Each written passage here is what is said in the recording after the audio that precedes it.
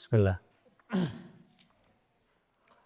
आज हम बात करेंगे प्रेजेंट इंडेफिनिट टेंस का डबल इंटेरोगेटिव, यानी ऐसे सेंटेंसेस जिनके बीच में इंटेरोगेटिव वर्ड आता है। सलमान कहाँ रहता है, ये एक प्रेजेंट इंडेफिनिट टेंस है और ये एक डबल इंटेरोगेटिव सेंटेंस है प्रेजेंट इंडेफिनिट टेंस का।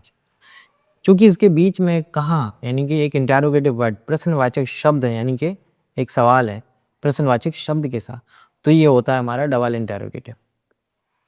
अब इसको बनाते कैसे हैं? ये जो आपके सामने नज़र आ रहा है इसको हम कहते हैं प्रारूप, स्ट्रक्चर। स्ट्रक्चर बेस होता है किसी भी सेंटेंस को ट्रांसलेट करने के लिए। अगर आपको स्ट्रक्चर अच्छे से याद है, आपने उसकी प्रैक्टिस की है, तो आप कभी भी किसी भी सेंटेंस को आसानी से ट्रांसलेट कर सकते हैं बिना किसी गलती के और लोगों से बेहतर परफॉर्म कर सकते हैं। तो हमारा स्ट्रक्चर क्या कहता है? तो हमारा स्ट्रक्चर है इस पूरे टेंस का कि सबसे पहले इंटेरोगेटिव वर्ड, जब हम इसको ट्रांसलेट करेंगे तो हम सबसे पहले क्या करेंगे, इंटेरोगेटिव वर्ड्स को आगे रखेंगे। फिर हमारा जो डू या डज होता है उसको आगे रखेंगे। फिर जो हमारा सब्जेक्ट है उसको हम रखेंगे। फिर नॉट उसको हम रखेंगे। फिर वर्ब, फिर उसको हम रखेंगे, वर्ब की फर्स्ट फॉर्म उसको रखेंगे। और फिर हमारा ऑब्जेक्ट यानी कि कर्म हम उसको रखेंगे। इसको दोबारा समझते हैं। इंटेरोगेटिव वर्ड यानी कि सब, जैसे कि, क्या, कहाँ, कब, कैसे, क्यों, ये होते हैं इंटेरोगेटिव वर्ड्स। ठीक है ना? तो इनको हम पहले रखेंगे। क्या अंग्रेजी में कहते हैं व्हाट, कहाँ, वेयर, कब, व्हेन, कैसे, हाउ, क्यों, व्हाई। ठीक है ना? फिर आता है हमारा डू या डज। डू या डज, इसमें से कौन सा इस्तेमाल करना है? तो देखिए, मैं पहले की वीडियो में इसके बारे में बात कर चुका हूँ, मैं थोड़ा और बता देता हूँ। डू लगता है हमारा प्लूरल सब्जेक्ट के साथ। अगर हमारा सब्जेक्ट आई, यू, वी, दे या कोई बहुवचन सब्जेक्ट है तो हम उसके साथ डू लगाते हैं। या स्क्रीन पे आपको दिख रहा होगा, आप उसको नोट कर सकते हैं। और अगर हमारा सब्जेक्ट एक वचन यानी कि ही, शी, इट, दिस, दैट या एक वचन आता है तो हम उसके साथ डज का इस्तेमाल करता है। डू या डज का इस्तेमाल डिपेंड करता है कि सब्जेक्ट कैसा है। उसके बाद हमारा आता है सब्जेक्ट। सब्जेक्ट यानी कि इस वाले सेंटेंस पे अगर हम कहें हमारा सब्जेक्ट है सलमान, ठीक है ना, हमारा सब्जेक्ट है सलमान, क्योंकि सब्जेक्ट उसे कहते हैं जिसके द्वारा क्रिया होती है। फिर आता है हमारा नॉट।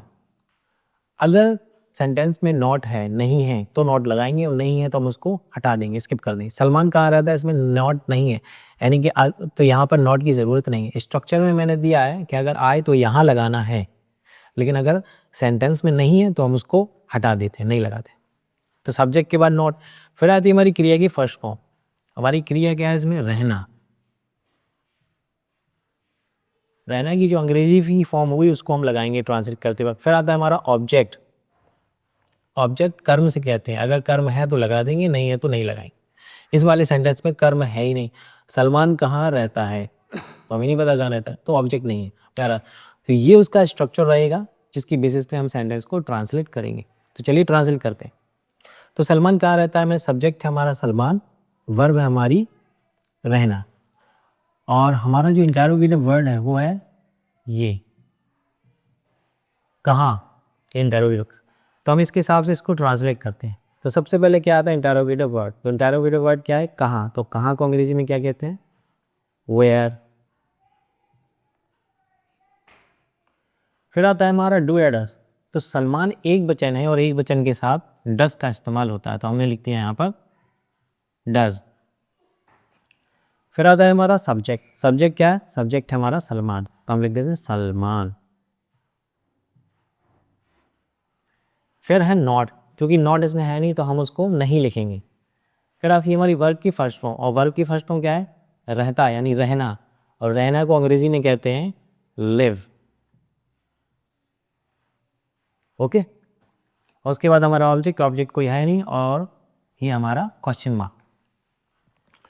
सलमान कहाँ रहता है, where does Salman live, where does Salman live. Salman कहाँ रहता है, ये हमारा इंटेरोगेटिव वर्ड बन चुका है। इसको हमने ट्रांसलेट किया हिंदी से इंग्लिश में। किसकी मदद से? इस स्ट्रक्चर की मदद से। अगर आप इस तरह से स्टडी करते हैं तो आपकी अंग्रेजी बहुत ज़्यादा स्ट्रांग हो जाएगी, बिलीव मी। ठीक है भाई, चलिए दूसरा सेंटेंस ट्राई करते हैं। शाहरुख क्या खाता है?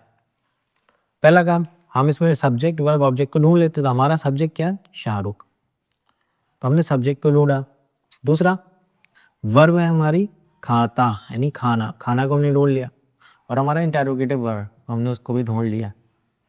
हमने इनको ढूंढ लिया, अब हम इसको स्ट्रक्चर के हिसाब से प्लेस करते हैं अंग्रेजी में।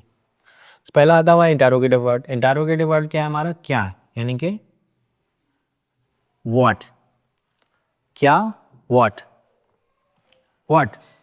फिर आता हमारा डू या डज। शाहरुख एक वचन है, इसके साथ भी डज का इस्तेमाल होगा। फिर आता हमारा सब्जेक्ट। सब्जेक्ट क्या है हमारा? शाहरुख, शाहरुख। नॉट उसमें है नहीं तो हम लगाएंगे नहीं। फिर आते हैं हमारे वर्ब। वर्ब क्या है? खाता, यानी खाना, ईट।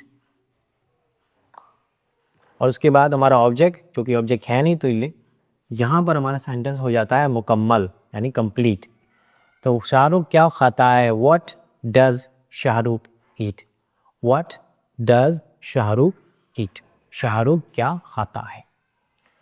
दोस्तों, अगर आप इस तरीके से स्टडी करते हैं और समझते हैं अच्छे से टेंसेस को, प्रोटोकॉल्स और रूल्स के साथ, तो आप एक अच्छे टीचर भी बन सकते हैं। इस वीडियो के अंत में मैं आपका एक शीट भी शेयर करूंगा, स्क्रीन पर जो आएगी, उसको आप स्क्रीनशॉट लेकर अपने पास रखिए और उसमें से आप हिंदी के सेंटेंसेस को अंग्रेज़ी में ट्रांसलेट करने की कोशिश कीजिए खुद से, जिससे आपकी प्रैक्टिस अच्छी होगी। जहाँ पर आप अटकते हैं वहाँ पे आप प्रारूप को देख सकते हैं। आप सेंटेंस पढ़ेंगे, आप अगर अटकते हैं तो आप प्रारूप देखेंगे। आप एक बार, दो बार, तीन बार अगर देखते भी हैं तो आप सेंटेंस बना लेंगे।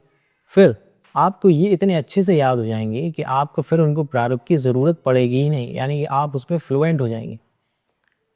नेक्स्ट टाइम जब भी आप इस तरह के sentence, present indefinite tense, double interrogative बोलेंगे, तो आप खुद ब खुद उसको ट्रांसलेट कर पाएंगे, जिससे आपकी अंग्रेज़ी और ज़्यादा फ्लुएंट हो जाएगी और आप अंग्रेज़ी के एक अच्छे स्पीकर बन सकते हैं। तो उम्मीद है ये पूरा वीडियो आपको अच्छा लगा होगा, इन्फॉर्मेटिव लगा होगा। अगर आप प्रेजेंट इंडेफिनिट के अफर्मेटिव, नेगेटिव और डबल इंटरोगेटिव, ये सिंगल इंटरोगेटिव अगर आप देखना चाहते हैं तो वीडियो के एंड में मैं आपको चैनल का लिंक भी दे दूंगा और या इस चैनल को विजिट करके भी आप चैनल्स को देख सकते हैं। तो thank you so much for watching the video.